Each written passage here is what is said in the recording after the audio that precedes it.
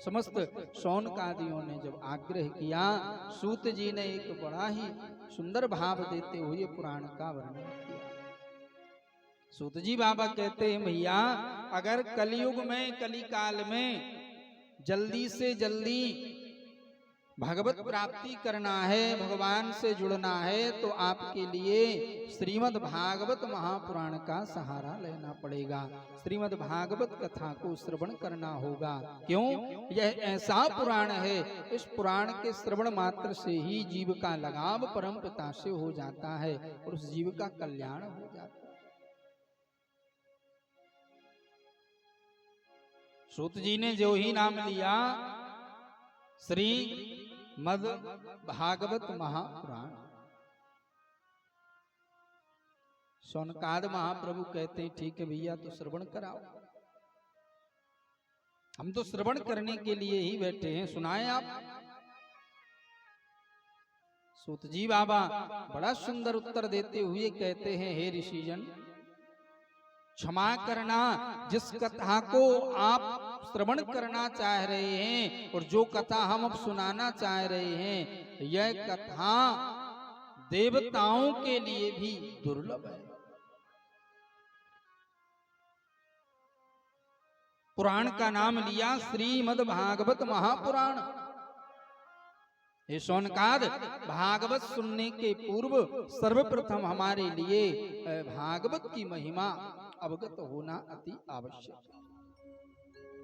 भागवत सुनने से क्या होता है, भागवत क्यों होती हैं, भागवत क्यों कराई जाती है, भागवत को मस्तक पर सुरधारी करने से क्या मिलता है। सूत जी ने महिमा का वर्णन किया।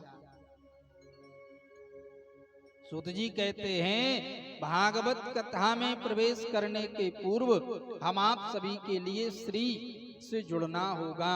श्री यानी माँ लक्ष्मी भी होती हैं, श्री यानी राधा भी होती हैं, श्री यानी भगवान भी होते हैं।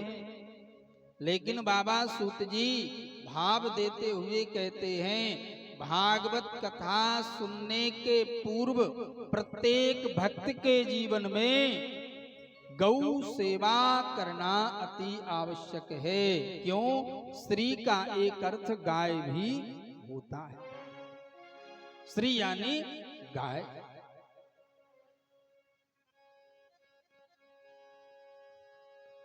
बाबा सूत जी कहते हैं, अगर जीव के जीवन में गौ सेवा आ जाए, गौ माता से जीव का लगाव हो जाए,